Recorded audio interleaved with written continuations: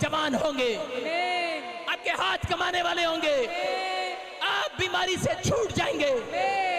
आप कह रहे हैं कि ये बीमारी मुझे अब बुढ़ापा लेकर बुढ़ापे में ये बीमारी ठीक नहीं होगी। मैं कह रहा हूं, आप कह रहे होंगे बुढ़ापे में ये कर्जा नहीं उतरेगा, मैं कभी बुढ़ापे में जहाज में बैठ के नहीं देखूंगा, मेरे सिर पर इतना कर्जा है। मैं कह रहा हूं परमेश्वर की सामर्थ्य आज रात आपके ऊपर उतरेगी।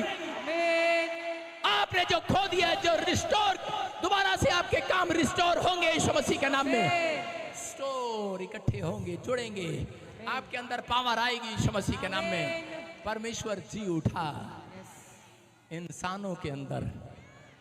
हालेलुया। किसके अंदर जी उठा? इंसानों के अंदर।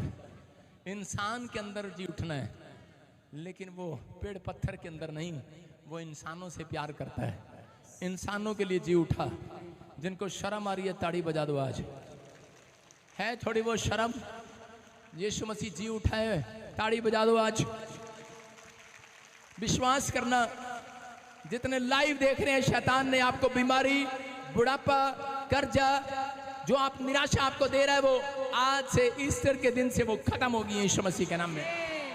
जो आपने अब तक खो दिया है, मैं कह रहा हूं वो फिर से वापस पाओगे यीशु मसीह के नाम में। परमेश्वर अब्राहम के पास क्यों गया? अपना वायदा पूरा करने के लिए। आज मैंने आपको भविष्यवाणी की पर्चियां दी हैं, देखिए इसमें जो पर्ची मैंने दी है, आप कहते हैं मेरे लिए भविष्यवाणी नहीं होती, सबके पास है?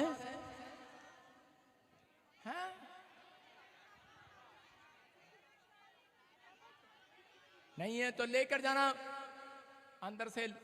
ऋतु क्लास लगेगी तेरी शादी मैंने करानी थी, रुकावट पैदा कर दूंगा। फटाफट पर्चियां दे दे इनको, बाद में, अभी बैठे बैठे बाद में। हाँ, जिनके पास है ऊपर उठाओ, शाबाश। अरे सारे चर्च के पास है। चलो नहीं है तो कोई बात नहीं, हमारे पास तो है।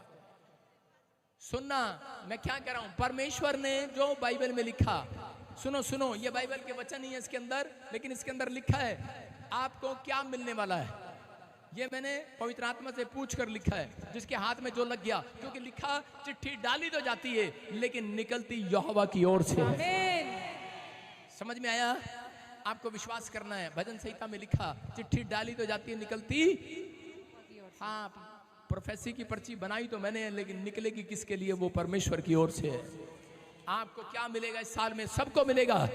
इस पर्ची में सब कुछ लिखा है।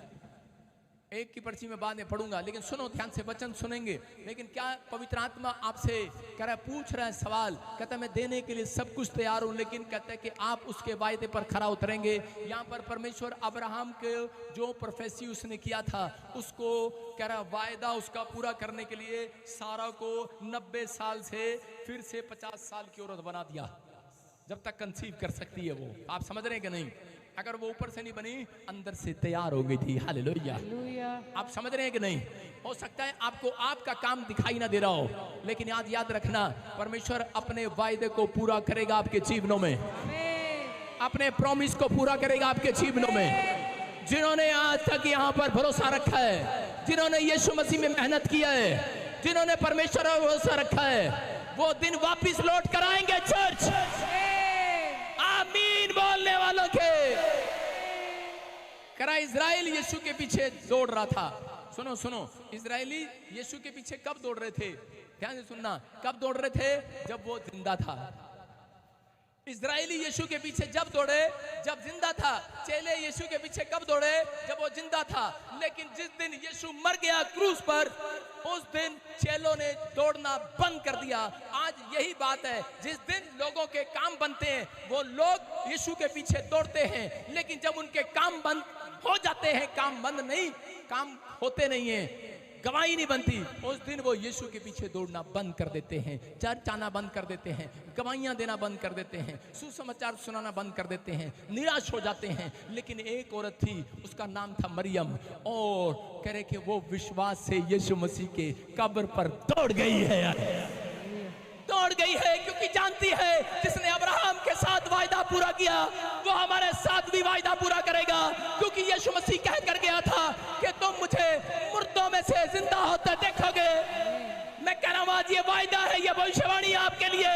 आपके काम किसी ने मार दिया, आपकी जमीन कब्जा कर लिया, आपका हार्ट लीवर डॉक्टर ने पकड़ के निकाल दिया, मैं